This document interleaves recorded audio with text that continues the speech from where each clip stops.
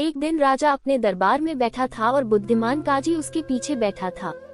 जब वे बात कर रहे थे तभी एक कौवा उड़ता हुआ वहां आया और उसने जोरों से काव काव की। काव काव काव कौवा करता रहा और हर कोई उसकी इस गुस्ताखी से अचंभित था।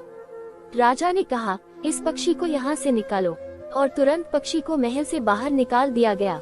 5 मिनट बाद फिर से कौवा उड़कर काव काव काव के साथ वहां आ गया। क्रुद्ध राजा ने कौवे को गोली मारने का आदेश दिया। अभी नहीं महाराज, बुद्धिमान काजी ने रोका, शायद आपकी बाकी प्रजा की तरह से यह कौवा भी आपके सामने अपनी कोई फरियाद लेकर आया है। बहुत अच्छा, तो तुरंत इसकी जांच की जानी चाहिए। राजा ने आदेश दिया और एक सिपाही को यह पता लगाने के लिए नियुक्त कर दिया कि कौवा क्या चाहता था।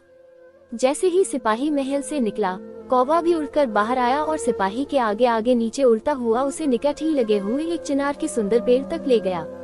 वहां पहुंचकर कौवा एक घोंसले में जा बैठा जो उस डाली पर टिका हुआ था जिसे एक लकड़हारा काट रहा था।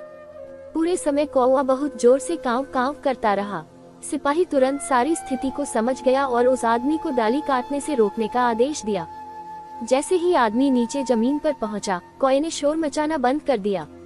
क्या तुमने वह डाली काटनी शुरू करने से पहले उस पर पक्षी का घोंसला नहीं देखा था?